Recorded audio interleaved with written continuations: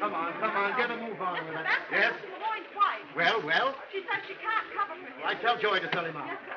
Benson and Company? Yes, I will. Sorry, I'm supposed to leave. Benson and Company. Oh, I'm so sorry. Benson and Company? What's the matter? Oh, shut up. No. Benson and Company. Hello, Marla. Tony, I must see you. Well, all right. Come on to me office. Well, Mr. Benson. Yes?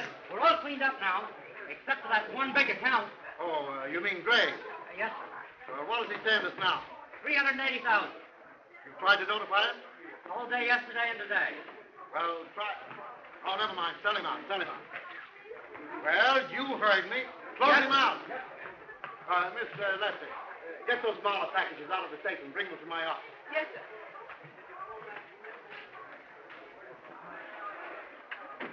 Well, I tell you, it is most necessary I get the package. All right, in a minute. Miss Lester. Oh, thank you. Well, here they are, and your note to me, too. Pay the note, and you get back the pearl. The note's due tomorrow. Well, I cannot pay. Oh, then you don't get this or this, since you can't pay the note. Oh, Tony, are you not my friend? Sure. If I weren't, you wouldn't forge my name to this check, would you? Oh, Yes? All right, tell her I'll see her in a minute. Well, I must have that package. Try and get it. But if you don't give it to me, Now, listen, you won't do anything. Who do you think I am, one of your faded widows? And I'm not very afraid of male lapdogs. Well, interesting. Hearing men fight over something besides me for a change. Miss Delroy, Mr. Morris. Hello, Delphi. Oh, Fanny. He knows you, too? What are you all a twitter about, anyway? You, borrowed these from your meal ticket, didn't you? And she's in Paris, isn't she? Well, you better pay me somehow and return her before she gets back, hadn't you? Yes? What did he mean, your meal ticket in Paris? Where did you think I picked what I gave you? From the trees? Mrs. Banning is? Who? Tell her I'll see her in a minute. Well, old boy, your meal ticket's back. Perhaps she brought you a Parisian dog biscuit. Oh. What is this? What's that dowager's delight got that I haven't? When you're a big boy, maybe I'll tell you. Yes? Well, let me tell you something. Dog. We sold you out of the market this morning. You haven't got a dime. You didn't. Yes, but, dear, my own, why didn't you cable me you were coming? My dear Dolly, I did cable. You just must have been out. Oh, I was hunting in the mountains, and I was dying for you to come back to me. What did you come here for, Paul? Do not tell me you were lost in the market. My dear boy, I don't know. I only heard of his crash when I arrived this morning. I've been nearly frantic. But, of course, Tony Benson would carry me. Oh, yes. Where is Tony? Oh, wait. Tony Benson, you're a cold smell. Aren't you? No wonder I can't go for you. You could have given me another day to cover. You didn't answer one of our margin calls. Oh, I was going to bring you my pearls, but... Say, what's in that box? Now. Oh, Tony, darling, I simply must know what's happened to my account. You carried me, of course. No, you were a little overweight. Tony? Oh, Mr. Gray, excuse me. We tried to get in touch with you. I've been out of town. I was going to mail these to you. You see, you were the last account we had that wasn't covered, so, I understand. Mr. Gray, would you mind waiting in the waiting room? There's someone in Mr. Benson's office. All right. Yes, I sold you out. All of you. All except Adolf, who wasn't even in. No, it's something else your dear Adolf owes me for. Not the market. Yes, and I'm going to... Never mind. Oh, you're busy, Tony. No, come in, Harry. The storm seems to be arriving. It looks as if one has already arrived. I'll come back when you're alone. All right, Harry. I have nothing more to say. You are not a gentleman, Mr. Benson. You're a... I know. I'm a smell. Well, is it my fault that you're on the high seas when the market breaks? I've a good mind to... You won't do anything. Marla said he would, but he won't. None of you will. Oh, I suppose if you could, I'd be a corpse by now. Well, you were called on for margins, weren't you? You wanted to have your cake and eat it, too. Easy money, quick profits. Well, you gambled and you lost. Yes, you lost. Mr. Benson. You lost, I tell you. Dolly, dear, haven't you anything to say to this person? The way he talks. With what I've got on him, oh, go on. Get out of here, all of you. Go on. Go on, get out. Leave me alone. I'm all in. Hello, Miss Lester. Get my chauffeur at the garage. Tell him to meet me at the club at 6 o'clock, yes. I'm going to spend the night at my place up the river, and I don't want to be disturbed. All right. Yes, come in, guys. Even the heavens seem to be crashing. Say, Harry, why don't you spend the night with me at my place up the river? Not a bad idea. We can meet at the club at 6 o'clock and have a steam and a rub down before we go. I'm nervous. I don't blame you. After that gang that was just in here. They don't like you, do they? Well, maybe not. You know, Harry, I'm sorry I had to send you out. But then you big shots are used to taking it on the chin. Not twice in succession. Twice? Big Greek walked off with 180 grand of mine last week. He did? Yes. He high-carded me. Oh. Harry, why don't you quit that racket? I like it.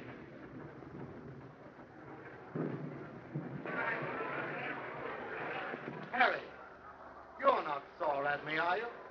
I haven't made up my mind yet.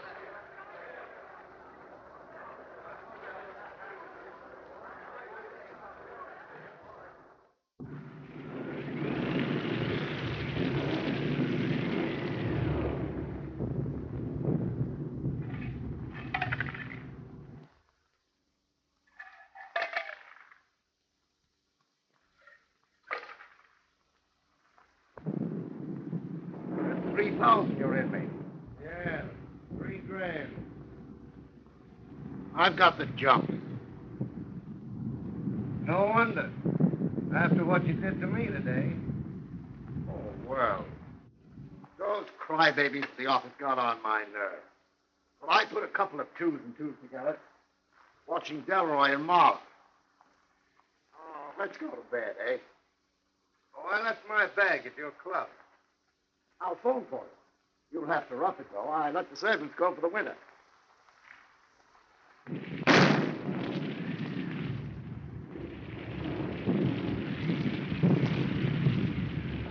What was that? Backfire, I guess. Oh, Markham's car, maybe. Whose? Markham, the district attorney. You know him, don't you? We've had a couple of talks. What's he doing here? He's got a place next to mine. He's up here resting for the campaign.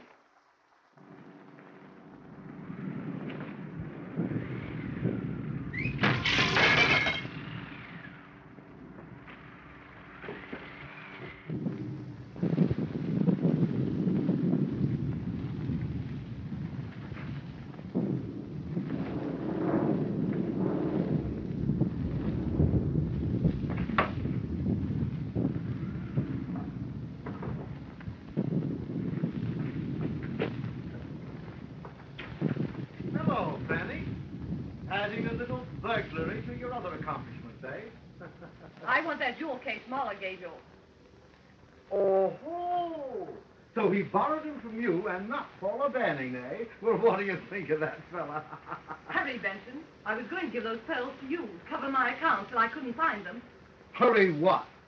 That jewel case is in my office safe where it'll stay. Oh, no, it isn't. I saw it in the pocket of your coat as you left today. That's right. I forgot. I was upset. They're in my coat pocket downstairs. Oh, I'm sorry. Excuse me, please.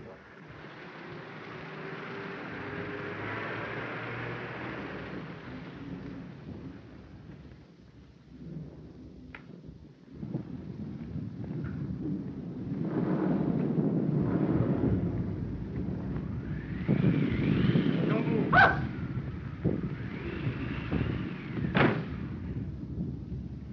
What do you mean, frightening me like that? Will you have a drink? What? With yourself. Tony! Who's that? It's Gray. I'll get rid of him now.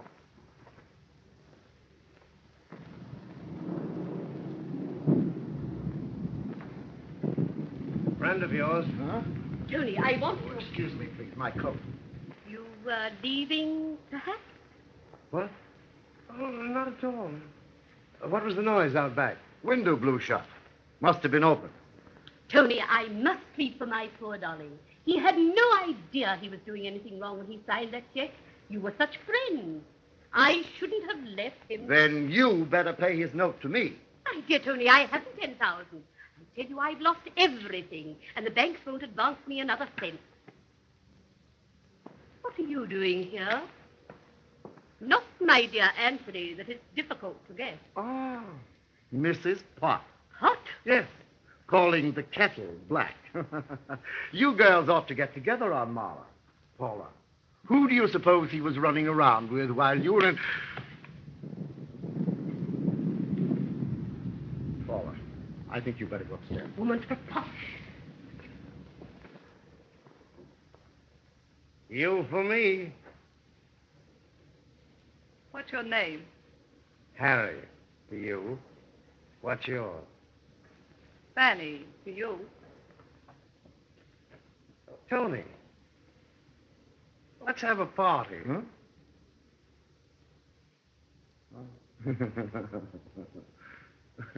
Are you going to give me that case? No. I would. Now, look here. Say, what is this? What's going on here, anyway? Have you got a flashlight? Yes, there's one over here. Come on. Here it is. Here, I'll go.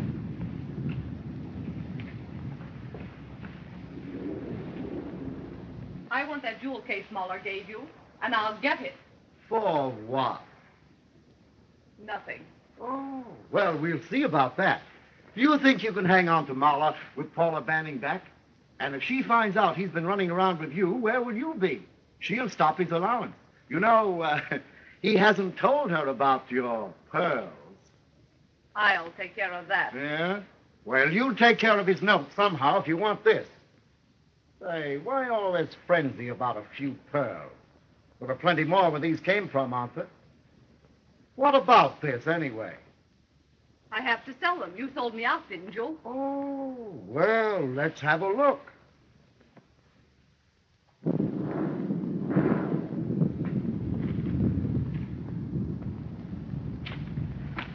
Say, listen, now, wait a minute. Oh. I fell in. I'm glad you are here. Tony might have misconstrued my arriving this way had he been alone. Well, he's certainly got plenty of company now. What are you people trying to do anyway? Remove this guy? Oh, no. Well, let's go upstairs. Yes.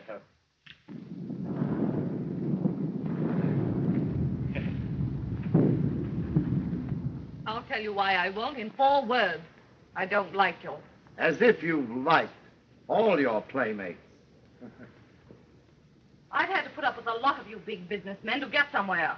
But now I'm there. I'm putting up with the ones I pick. And I told you a year ago I wasn't picking you. Your eyes are too close together, get it? And let this sink under that toupee of yours. I'm going to get that jewel case of mine. Oh, I beg your pardon. Tony, this was the big noise. Oh, hello, Tony. Hello there. Oh, Fanny. Dorothy? Is that my boy? Paula, what are you doing here? Oh, carrying tales about me, eh? No, but that might be a good idea. When you told me he would put you in jail, I simply had to come here and throw myself on his mercy. Tony, he's my heart. Oh, please, be quiet. You know, while you've been away, he's been playing about a bit. Dolly, it's not No, true. don't change the subject. Give him that money. Do you want him to put me in the jail? I shan't let him. Kill him first. If you don't mind, I have first call on him for that. Well, that makes it unanimous. Farewell, Caesar. Or shall we say it with flowers? Say, what is this? Must be my birthday. Oh, Marcus, come in. I just dropped by. Oh, I beg your pardon. That's quite all right. Come in.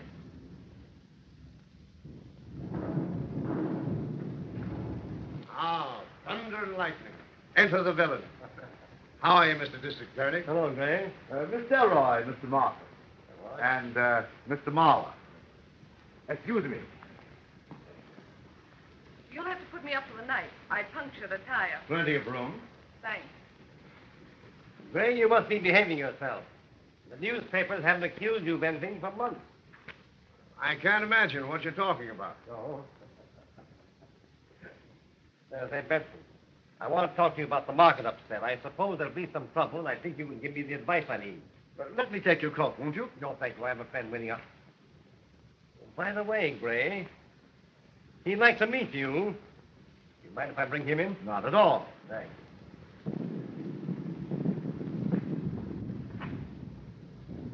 You know, Markham seems to be quite interested in you.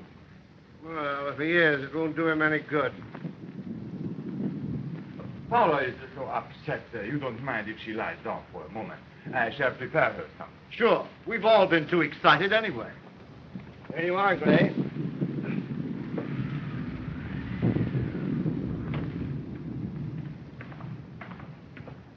Philo Vance. Mr. Benson. How do you do, Mr. Van? Harry Gray. Gray? Not the detective. It is. Only as an amateur, remember. Our friend Sergeant Keel insists on that. Vance told me that he's getting rusty. Nothing to sharpen his psychology on since the Green murder. Yes, I felt rather hurt that you didn't call me in on that Green business. Take off your coats, gentlemen, won't you? I'll get some ice. Thank you. You see, Mr. Vance, down at headquarters, they've got an idea that I know all about these crimes. Oh, really? That's right. You and, Vance. Well, those killers of his, at least the ones I've read about, it seems to me they're all amateurs, too. Yes, so they were. That's why Markham thought it might be amusing, without disturbing my status as an amateur, remember, for me to meet an authority on professions. Harry, get some cups. We'll have coffee. Right. Won't you sit down, Mr. Vance? Thank you. Benson, did the market hit you? Well, you never heard of a bootlegger drinking his own stuff, did you? Strange you two should drop in here this evening on top of everybody wanting to murder everybody else. Market, of course. Oh, we need another bottle. Well, I'll get it. Oh, here are the keys. And by the way, be careful of that burglar alarm in the cellar. I think that burglar alarm would interest you, Mr. Vance. So? It's a rather tricky arrangement. Later on, I'd like to show it to you.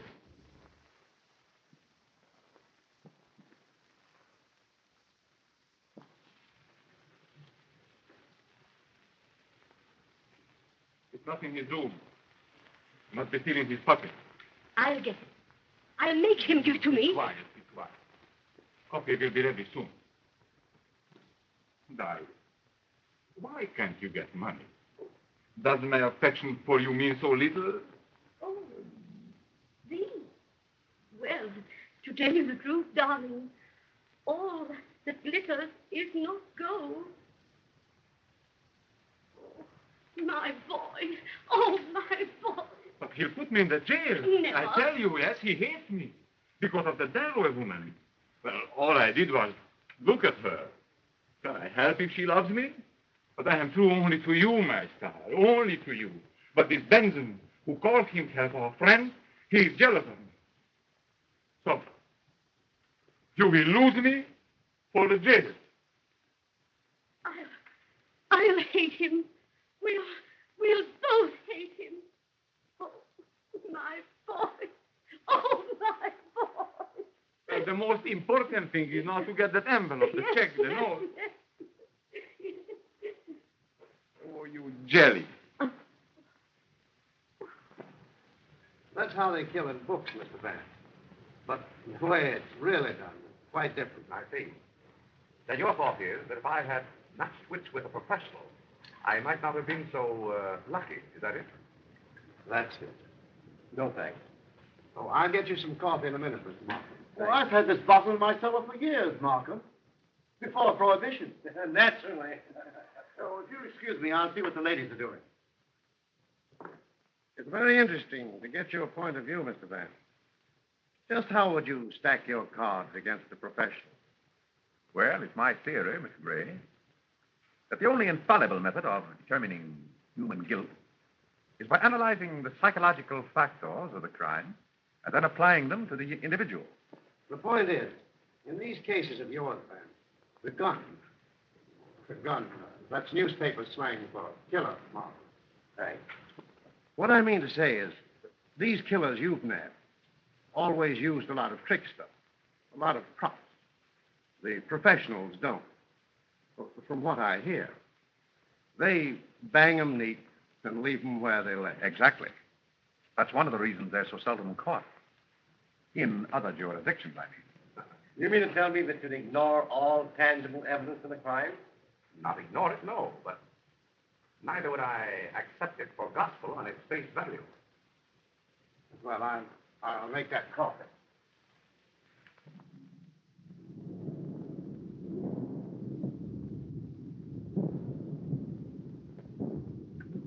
Oh, excuse me. Why don't you go in my room to dry your things? There's a fire there. Thanks. I want that jewel case. I'll get it, you know. All right. Later on, when they be downstairs, we'll talk it over, eh? Will we? I'll be back. Listen, I'm going to get that jewel case. All right. I'll be back.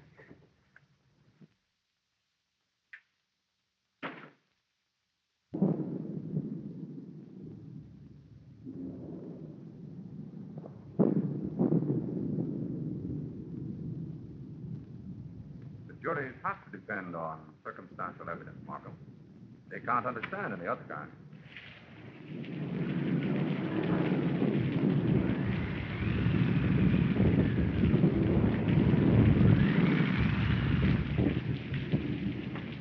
You're a tip.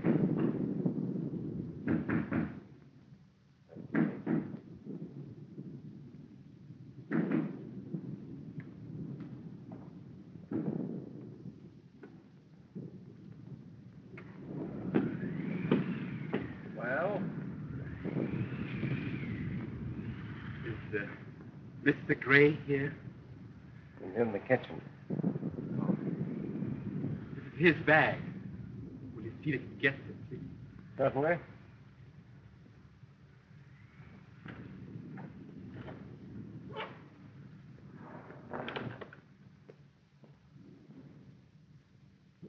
What do you suppose he had? Oh, this came for you. My bag. Thanks. What's in it, Gray? Pineapple? You know, that's newspaper slang for bombs, Mr. Gray. Thanks. Get back to our conversation, Vance. How do you think you'd come out with one of these bang 'em and leave 'em lay killings that we were talking about? By a professional, you mean? Exactly. Well, it might be rather interesting. Have you anything in that line, Markham? Talk to Gray. Well, I seem to have quite a reputation in this town. For the killing. Well, perhaps something could be arranged. Splendid.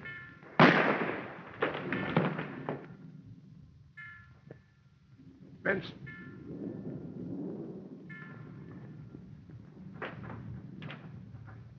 Nothing here. He's dead.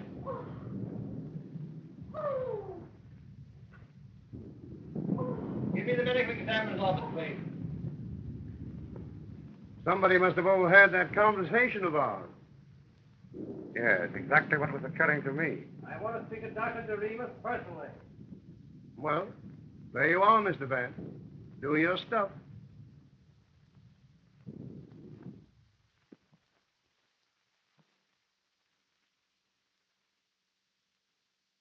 Well, that's that. Yeah. The dawn coming up like thunder across the Hudson outside the lodge. Disclosed the cold body being kept warm by a steamer rod. Hurry up with that phone and give me a match. The first to arrive on the scene was the brains of the homicide squad. Sergeant E. for Edward. Ernest. Sergeant Edward Heath. Or, as I nicknamed him in one of my more brilliant moments, Edward Sleuth. So as everybody would know he was a detective. I'll can that stuff. Now, listen. Whenever I've got anything to give you, Scribe, I'll tell you. Yeah? Who's going to tell you?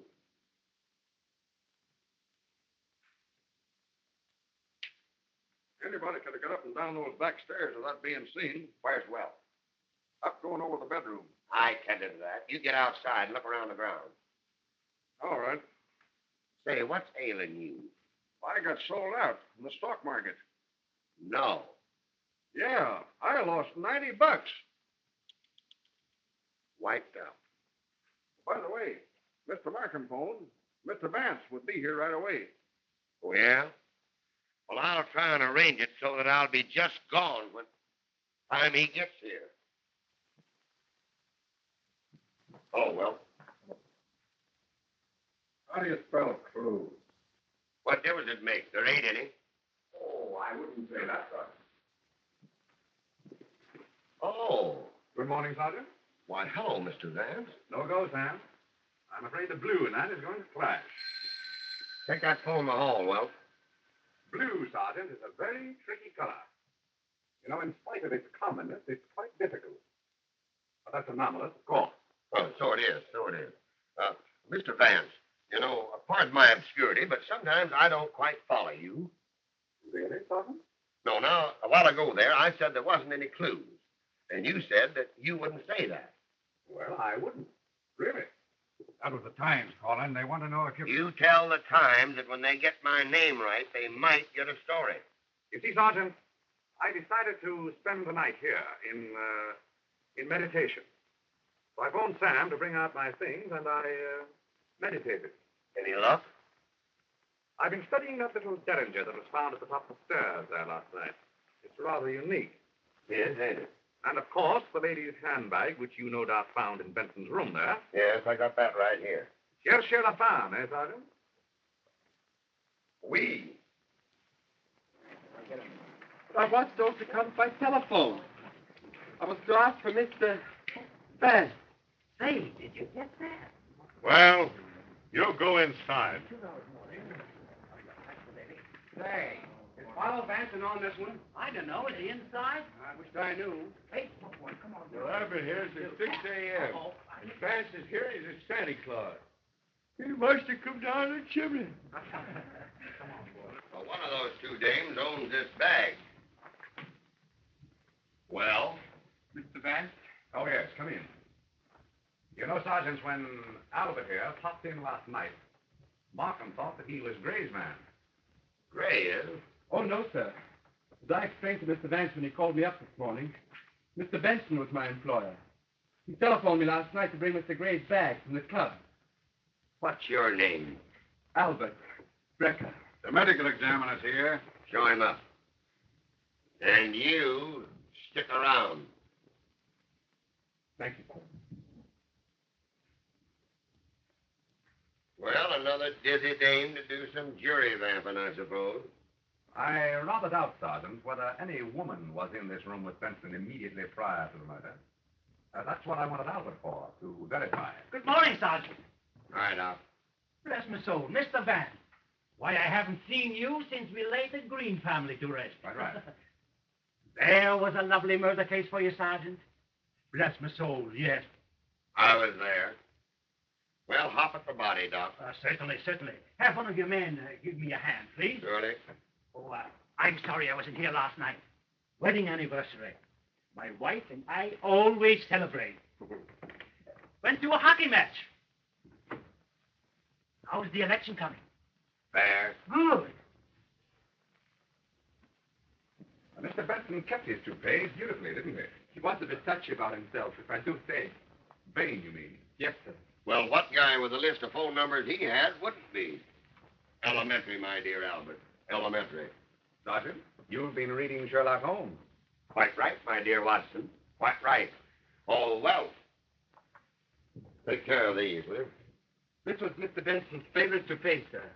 Fancy. Oh, no, sir. I once worked for a gentleman that had 7. One for every day in the week to correspond to the natural growth of his hair. Albert, do you think that Mr. Benson would have appeared before a lady in whom he was interested without his toupee? Oh, no, sir. He would rather have died. Well, he got his wish. The doc said he was shot at about 6 feet, and no powder marks. Well, suicide now. Unless Benson was an acrobat. If you don't mind, sir. Of course. Thank you, Albert. I'll see you later. Thank you, sir.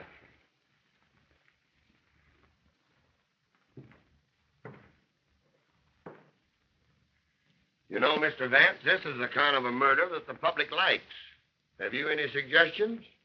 You know, you might have. You were here when it happened. Well, Sergeant, after a night of meditating on what happened before the murder, I have suggestions no end. Oh, Buck's got something out front, Sergeant. Be right down. Oh, Mr. Markham told me about the stuff Harry Gray was saying to you. Like he was leading up to the shooting to kind of try you out. The nerve of that gorilla. What's Gray's history? Well, he's suspected of a lot of things. Ever been convicted? Too smart. Just what is his racket? Well, rumor has it that he's the big shot in a bootlegging ring. You know, I still don't like the way he talked to you. Had to use the kitchen table. Killed about midnight.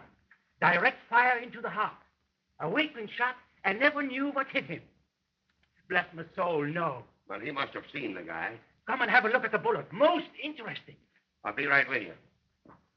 Come on, let me. Never mind. Sergeant, Yeah? one of the boys found this in the bush. I had it in my hand. In your hat. In here, Jim. Yeah, all right. Come on, give us a break. Let's see it. Oh, quiet down, will you? What was it?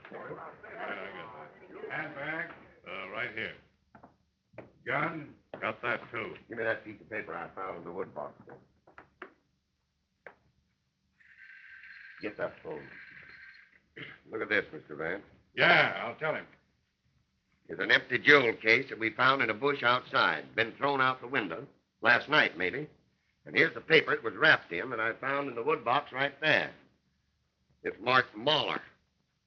He may prove of interest to us later. Yeah, I'll tell him. But, Mr. Vance, with the election coming up Tuesday and the papers riding us the way they are, I've got to have something now.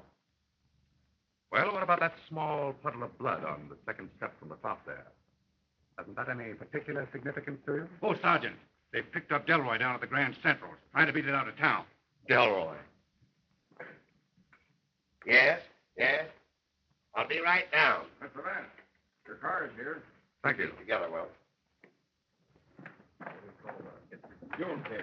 Say, Mr. Vance, who did this? The four Marx brothers.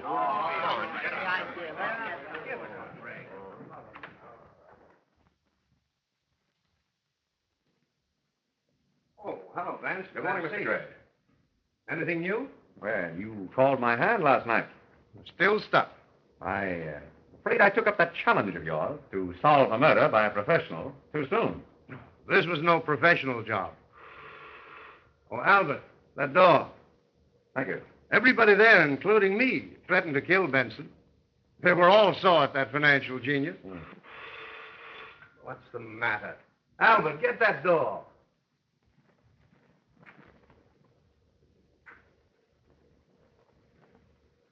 You know, somehow I had the impression that Albert was Mr. Benson's man. So he was. I just took him on today. You see, Benson's dress ties were always tied smart. And Albert there was the boy who tied them. That's it. I see. Oh, come in, Frank. Good morning. Good morning. Those two women that were there last night, Vance. Never get mixed up with women.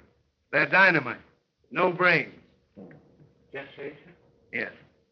You see, I don't let just anybody put a razor on me. Neither did Napoleon. I read about that. That's where I got the idea. Now, Mr. Gray, I wondered if I could get you to help me out. Sure. I'd better, or they'll be indicting me again. If everything those birds tried to pin on me stuck, I'd have worn out a carload of electric chairs by now. You see, my business makes me acquainted with a lot of tough mugs. And Markham and that detective Heath call me in every time an automobile backfires.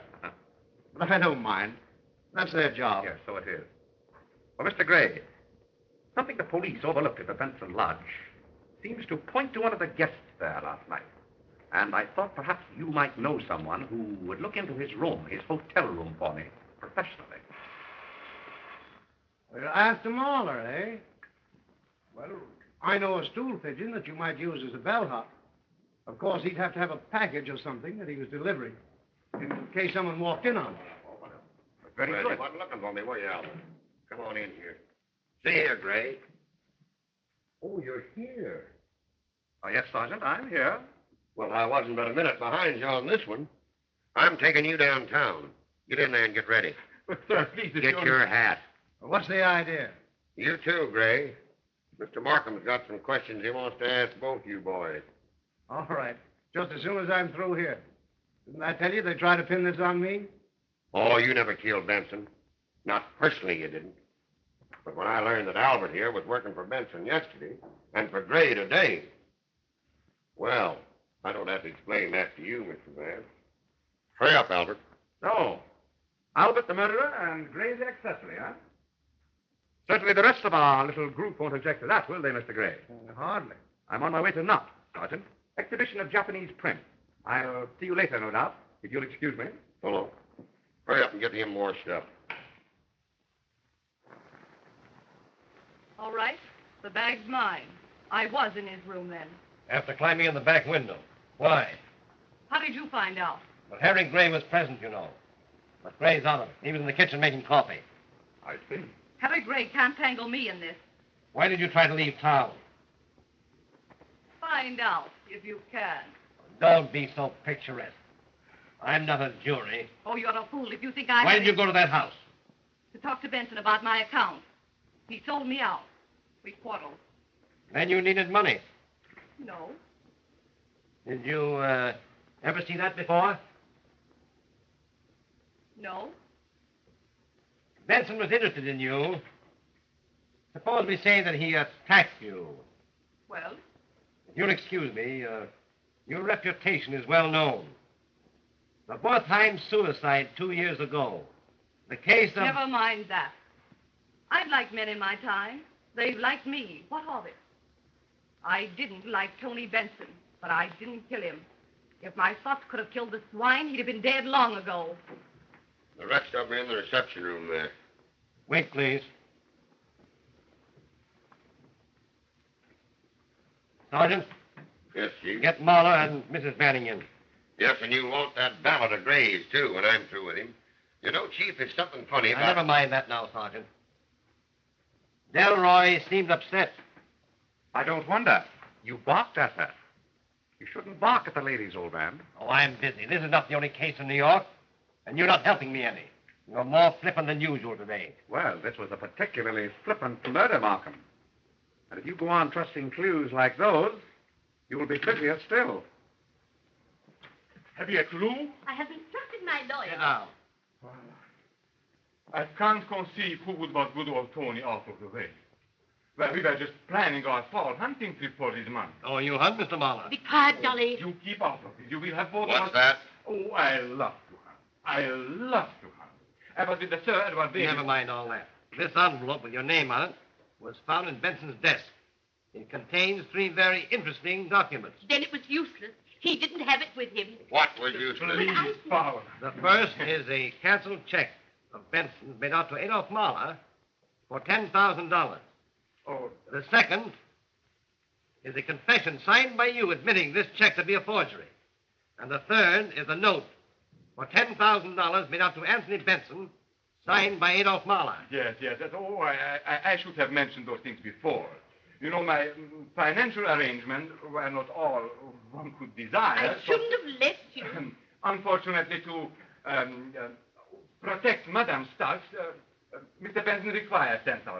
Oh, yeah, and you saw you forged his name. Oh, you mean it would have been a forgery if he had made a complaint? Well, it's a cinch he can't make one now. The forgery is just the same, Sergeant, but I'll take that up later. He forges Benson's name, pays him back with his own money. Marvelous. Well, I explained it to dear old Tony at once, of course, and offered him this note. Which falls due today. Yes, and...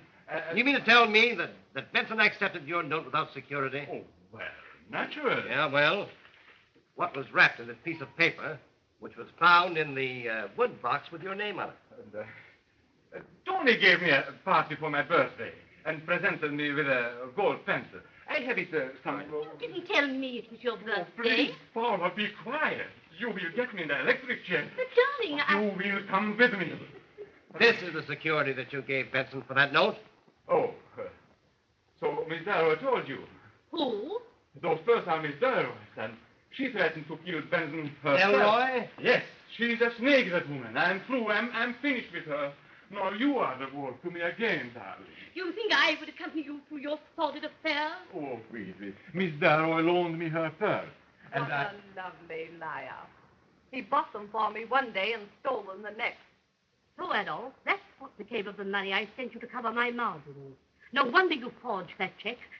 Why, you... What were you doing sneaking into Benson's house last night? Both of you. Why did you quarrel with him? I wanted to get back that confession of forgery. He threatened to put Adolf in jail. Mr. Markham, Adolf's all I have now, except the money that makes him love me. You threatened to kill Benson yourself, didn't you? Yes. Well, who didn't? Mr. Markham, may I have that jewel case? Mr. Gray is here, sir. Oh, send him in. Miss Delroy in the other room. Sergeant? In here, please.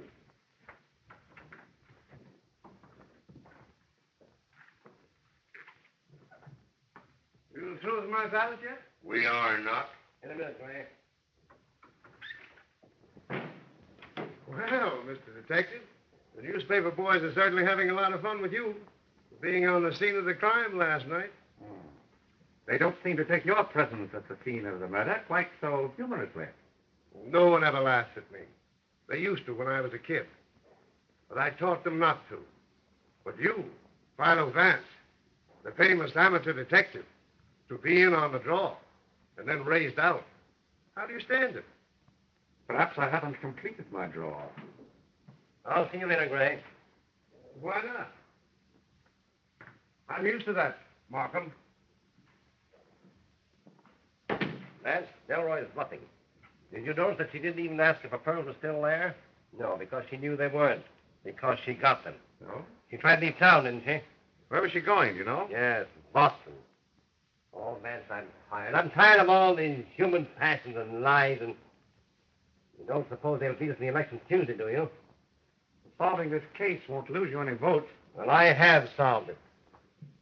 Sergeant, these complications, Marla and Mrs. Banning and that fool valet simply obscure the direct evidence against Delroy. Yes, Chief. Sergeant, Exhibit A, B, and C versus Fanny Delroy. Label them for the grand jury. I am going to ask for her indictment this afternoon. On that evidence? Vance, I may not know Japanese art, but I'm still district attorney of New York. Defense counsel in the McGuire case, sir. You'll have to wait. Are they to be detained here? Sergeant, Yes, turn sir. Miss Delroy over to the custody of a matron. Yes, sir. Have Miss O'Brien over at Chief's office right away. Yeah. Don't make a mistake, old man. You can't afford to. If you'll show me where What I'd like to show you are some bits of stringy fuzz across the front of Benson's waistcoat. You have that waistcoat, of course. Yes, in the medical examiner's office. What's that got to do with it? Have I ever let you down? Well, no. Well, suppose we take a look at that waistcoat, then. All right.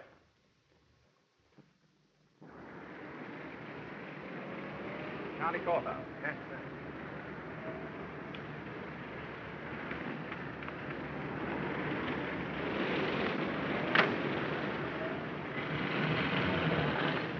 Vance, this looks like a wild goose chase to me.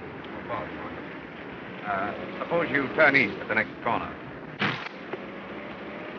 Oh! I'm shot, Vance.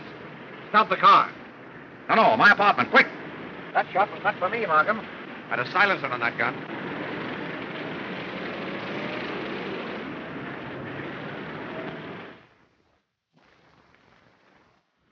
What makes you think the bullet was meant for you? Something I said in your office. It must have been overheard. By whom? All the possibilities were there, weren't they? Well, I still think it's Delroy. But, Markham, do women kill merely to recover a string of pearls? Well, suppose Benson had forced his attention on her. Suppose that he attempted to... Can you imagine Benson, with his vanity, attempting anything without his toupee? I've got it. What do you mean? Albert. The minute you told me that Albert brought that handbag out to Gray that night, Gray simply went out there to spend the night with Benson, who was nervous.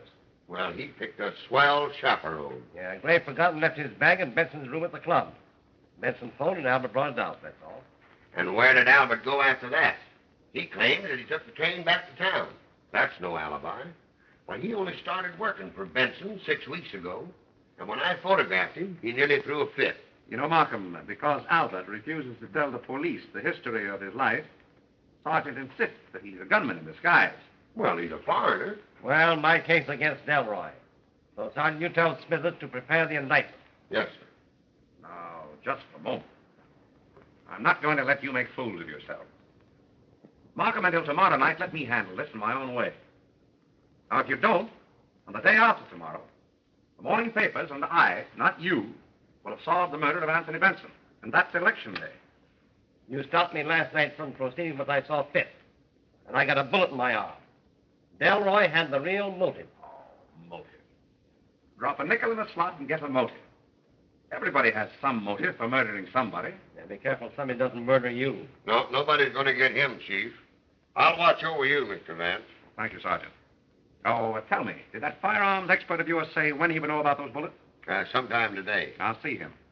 And if you don't mind, Markham, I'd like to have Miss Delroy's jewel case brought to me here this afternoon. Right. Then I want a policewoman. A policewoman? Yes.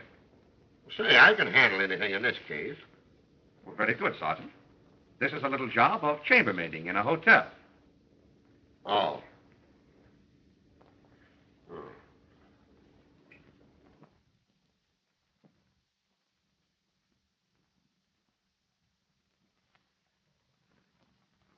This is the bullet that killed Benson.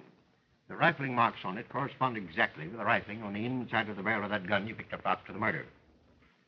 This one is the one that hit Mr. Markham. The same kind of a bullet fired from the same kind of a gun. But the trouble is that this is such a special make that I don't understand how there can be two of them exactly alike around here. Excuse me, Mr. Vance. Oh, yes, well. Here's the picture of those fingerprints you wanted. Oh, good. And that coffee can, you left it there, all right. Yes, sir. Stuck it back on the kitchen shelf. Thank you. What gets me is Sergeant Heath said there was no explosion when Markham was shot. Now, this type of gun was designed in Russia during the Revolution for the protection of the women of the aristocracy. A few drifted to Paris and were copied to the underworld. But there was never a silencer manufactured for that gun. Ah, but there was, Captain. In this article by the late Bale of the Paris police, both the gun and its tiny silencer are described. You might keep that copy for your files. Thank you. Thank you. And, Captain, if there should be a call for me, I'll be at the reference room at the time. I'll let you know. Goodbye. Goodbye. But for strength of composition, Mr. Vance, and for unusual delicacy of line, I would... Oh, Sam. Pardon me. Yes. Is Mr. Markham all right? Well, no, sir. Sergeant Heath is with him. As I was saying, Mr. Vance, I could do no better than to recommend to you these three very choice examples of the ukiyo-e school. Now, these, Mr. Vance, are a rare opportunity. If you don't take advantage of it, sir, I assure you you'll regret it to your... Hey, who are you? Who am I? Who are you? Oh, pardon me, Sergeant. This is my print dealer. He's not dangerous. Oh. If you would step aside, please. Mr. Vance, these three. I better take that door, Mr. Vance. You know, we can't be too careful today. All right, Sergeant. Oh, by the way, you haven't forgotten that jewel case, have you? Right here. Thank you. Of course, Mr. Vance, I don't want to force these upon you. I have in the portfolio something that might interest you still more. If I can only find it here, it was something I was particularly anxious to bring to your attention. Ah, yes, here we have it. These three from the Wright collection. Tokubai, Naranobi, and Hiroshige. Commonly referred to, you know, as the three Hiroshige. Oh, Bert. Did you get it? Yes, sir. All the sacks were tied up with cord like that, except one. And that one? Well, somebody must have cut it off, like you said. Hey, what have you been up to? All right, Sergeant. I'll explain later. Oh, Bert. Will you stand by at Mr. Markham's office, please? Yes, sir. Sergeant, we're getting warm. What do you mean we're getting warm? From that? Mr. Vance, may I not call your attention to these very... I'll take the Hiroshige. 3,000, you said, huh? Right, thank you. Correct. Pardon me. $3,000 for those chromos? What's the psychology in that, Mr. Vance? Sergeant, we're hot. Say, will you please let me in on this string bonfire business? You'll observe, Sergeant, that this twine burns slowly but surely. Oh, will you take that, please? Yeah, no, Heath. Oh, she has. Good. Yes, Sergeant? Mrs. Banning's confessed. Slowly but surely. It was to protect Adolf. I went to Benson's room. I pleaded with him. He had that jewel case, so I thought he must have Adolf's confession of forgery and his note, too. Benson laughed at me. There was a gun on the table, so I shot him. He went to the door to call, and then he fell. And where was Mr. Marlowe? In one of the guest rooms. Oh, I swear to you, Mr. Marlowe is innocent. Now, Mrs. Banning, Yes? have you a hairpin? Huh? A hairpin. Yes? May I have it?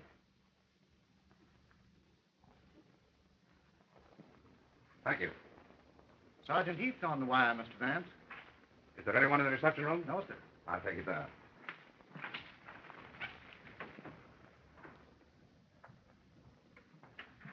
Hello. Yes. Oh, just a minute. What are you doing up? You think I can lie around your apartment with the newspapers panicking about this Benson crime? Where's Sergeant Heath? I can't find him anywhere. I have him on the wire. He's doing something for me. Oh. Also for you. Oh. Yes, Sergeant. Yes. All right. Arrange it for 6 sharp. And you'd better set that clock out there and your watch with mine. I make it just 4:33. Right. Mr. Vance, if you're through with me, well, I haven't had any lunch yet, and... Oh, I'm terribly sorry, Bert. Suppose you eat first and then pick up that policewoman who's chambermaiding for us at that hotel, will you? All right. Good. What do you think of her confession? Well, more a confession of love than a confession of guilt, don't you think? You mean that she's trying to protect Marla? Well, whatever. Mr. Gray is here, sir. Let him in. How do you do? Oh, hello. How are you, Gray? Hey, when are you going to play that hand you've been bragging about? Tonight. Would you like to sit in on the game? Table stakes? Anything you say. Oh, you say. This'll be your party. I don't think so. Markham, I'd like to have all our little group at Benson's Lodge in 1 hour. And suppose we take along a photograph of Adolf Mahler's fingerprint.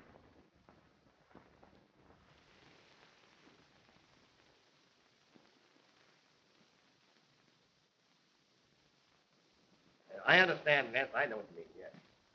Marla, you mean to tell me that you were just sitting up there alone when the gun went off?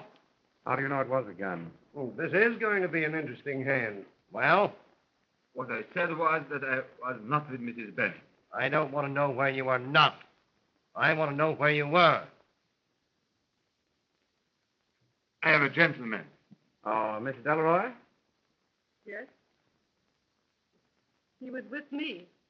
Remarkable fellow, Mahler. Oh, come on. We're not getting any place at all, Van. You'll have your murderer, Markham, by 6 o'clock. I can't stand much more of this. If you've got anything on me, say it. This is a rather unusual jewel case of yours, Miss Delroy. Oh, but you... You know, Markham, Miss Delroy had a better motive for keeping Anthony Benson permanently quiet than any of them. Please, I would like to go. You keep quiet. And you, Albert, hiding your part from the police. I was afraid. I don't blame you. Albert's wife is looking for him. He left her in Chicago recently without giving notice, you might say. How much longer is this comedy going to last, Vance? In 10 minutes, Markham, it won't be comedy.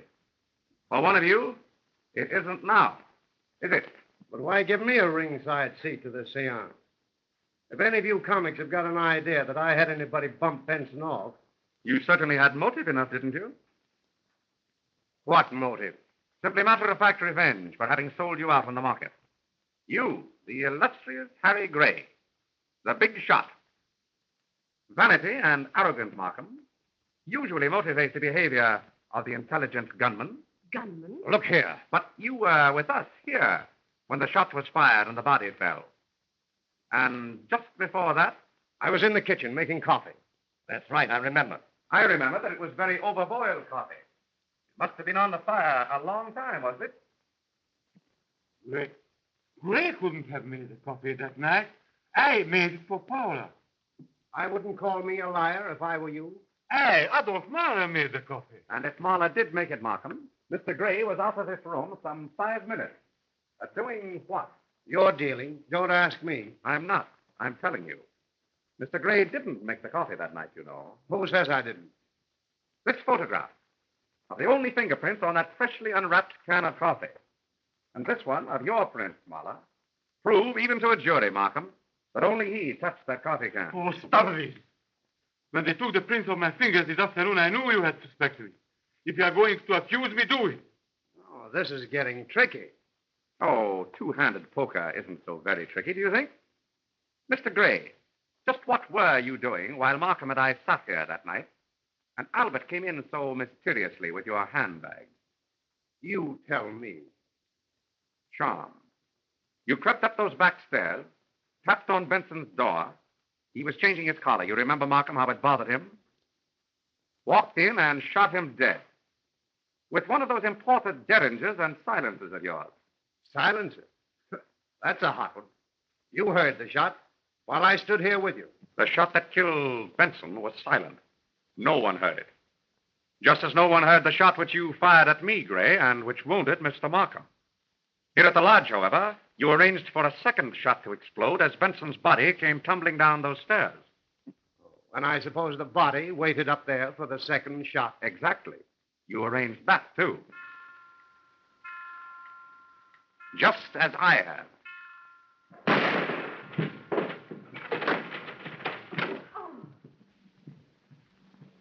The dummy. Bert. Yes, sir. Supported at the head of the stairs by a piece of twine of the same kind that Mr. Gray cut from a sack of liquor in the basement that night. The twine was caught to Benson's body and looped around a newel post at the head of the stairs. I knew that the body must have been there for several minutes. How did you know? Because if Benson had been shot immediately prior to his tumbling down the stairs, there couldn't possibly have been that puddle of blood on the second step from the top, could there? Very interesting. But where were all these people while I was doing this Houdini stuff? Do you think I'd take a chance of being walked in on like that? But what chance were you taking after you saw that Mrs. Banning was resting on the bed in her room? How did you know that? Your hairpin, Mrs. Banning. Thank you. It exactly matches this one, which I found on your pillow up there that night. From the impression of your figure on the bed, you must have been resting there for some time, weren't you? Yes. I was lying there when the shot was fired. All right. But what about Delroy and Marla? Miss Delroy has already told us that Mr. Marla was with her, discussing pearls, I should think. Mr. Marla had considerable explaining to do, if you'll remember. You listened outside their door, and what you heard convinced you that they would remain there for several minutes at least. But how could he have timed the shot? As I just did with the dummy. There's another of Benson's cartridge burglar alarms like this one. You used the one Benson had stuck in the door of his storeroom. You got it when you went down to the cellar that night. After you had made sure that you would not be interrupted by Mrs. Banning and the others, you hung the body and the alarm on that twine up there. Then you set fire to a loose end of the twine so that when the flame reached the nut, the twine broke, the body fell, and the alarm dropped to the floor where it exploded like this. You were first upstairs after the body fell. You quickly dropped the derringer behind a newel post, picked up the alarm and the string, put them in your pocket, and told me to do my stuff, wasn't it? Well? He meant to kill Benson, you see, but surrounding it with the props he did was simply camouflage, I suppose, to befuddle the amateur. You're going to have the time of your sweet life trying to hang this on me. The policewoman I used as a chambermaid in your hotel has already hung it on you. She found Miss Delroy's pearls, which you stole that night after the shooting to divert suspicion. Anything else? Oh, yes. The coat you wore, Mr. Gray. It seems that bits of fuzz from the twine you used were on Benson's waistcoat. Also, on the inside of his pocket. The same pocket from which I saw you withdrawing your hand as I followed you up the stairs. You know that isn't enough. Do you think any jury would go for that? Well, if not, I know they'll go for this. The clever little silencer that fits your clever little gun. Another trophy from your room, Mr. Gray, also contributed by our policewoman. Is that enough? All right. You outsmarted me, Vance. I'm game. Hey, look out, he's got a gun. Fire! Stop it, Gray.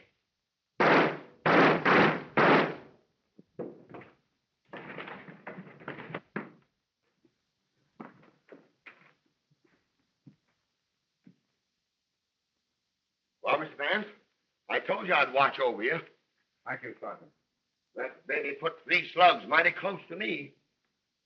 I better call the doc. I'll wait outside. I haven't been feeling very bad. All right. I'll take care of you, Dolly, dear. Bert, get that coat and cover him. Yes, sir. That you, Doc? This is Sergeant Heath. I'm out at the Benson Lodge. There's been another murder. I mean, shooting. I did it. Okay. Mr. Vance, may I have the jewel case now? Oh, of course. And don't worry. No one else knows about your daughter. Thank you. I was going to her when they caught me leaving town. If Benson had found this, he would have held it over me, threatened to tell my little girl what I am. Thank you, Mr. Vance, for not telling them about her.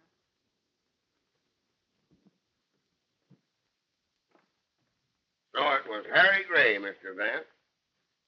Well, it didn't surprise me any.